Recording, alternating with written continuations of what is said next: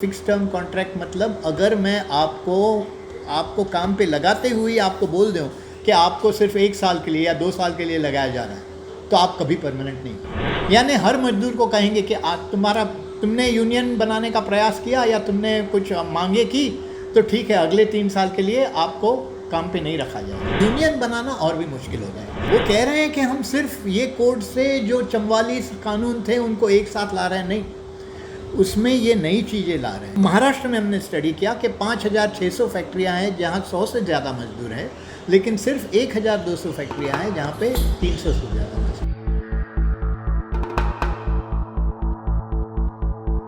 वो कह रहे हैं कि हम सिर्फ ये कोर्ट से जो 44 कानून थे उनको एक साथ ला रहे हैं, नहीं, उसमें ये नई चीज़ें ला रहे हैं। फिक्स टर्म कॉन्ट्रैक्ट मतलब अगर मैं आपको काम पे लगाते हुए आपको बोल दूं कि आपको सिर्फ 1 साल के लिए या 2 साल के लिए लगाया जा रहा है तो आप कभी परमानेंट नहीं हो और मैं ये रिन्यू करते जा सकता हूँ। तो आप 30 साल के लिए ऐसे 3 साल के 10 कॉन्ट्रैक्ट पे रखूँ तो आप कभी परमानेंट नहीं होंगे आपके 30 साल के।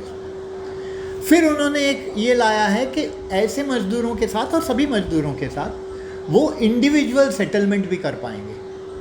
यानी हर मजदूर को कहेंगे कि तुमने यूनियन बनाने का प्रयास किया या तुमने कुछ मांगे की तो ठीक है, अगले 3 साल के लिए आपको काम पे नहीं रखा जाएगा। तुम अच्छे थे तो अगले 3 साल के लिए तुमको रखा जाएगा, तुमको 5% बढ़ोतरी भी देंगे।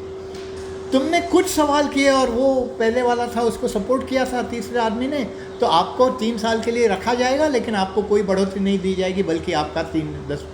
तो ये तरीके से अगर ये पावर मैनेजमेंट के पास है तो कोई यूनियन बनेगा नहीं, कोई परमानेंट होगा नहीं। ये प्रयास चल रहा है ये तीनों कानूनों से और ये उसका असर होने वाला है।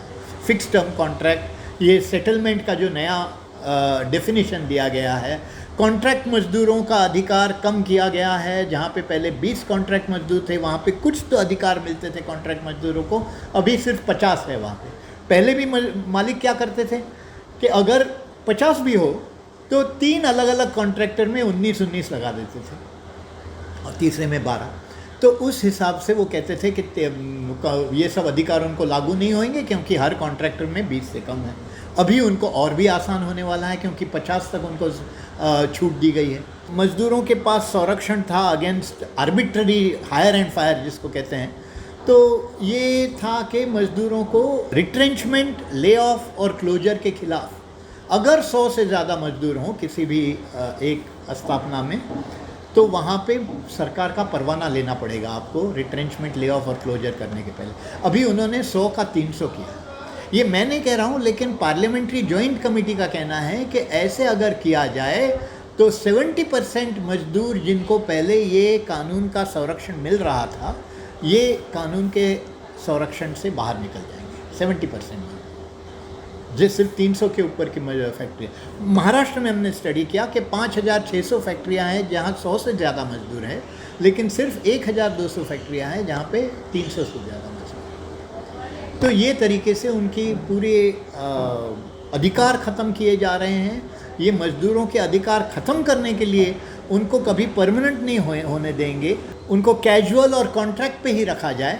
इस तरीके से फिक्स टर्म कॉन्ट्रैक्ट पे उनको रखा जाएगा। ये तरीके से उनके ये नए कानून बन रहे हैं। एक और बहुत बड़ा असर उसका होने वाला है कि फिर यूनियन बनाना और भी मुश्किल हो जाए, क्योंकि वर्कर अगर परमानेंट नहीं हो, अगर वर्कर को लग रहा है कि हर 3 साल के बाद में मालिक मुझे निकाल भी सकता है, तो कोई यूनियन नहीं बनाएगा। ये अगर कानून में आ जाए तो यूनियन बनाना बहुत मुश्किल होगा। यही उनका प्रयास है कि यूनियनों की ताकतों, जो भी बची हुई ताकत है, वो पूरे तरीके से तोड़ देना और वर्कर को कभी भी परमानेंट होने नहीं देना। हायर एंड फायर अपने देश में आ रहा है ये तरीक़ों से, तो ये हम लोगों को ख्याल करना चाहिए। ये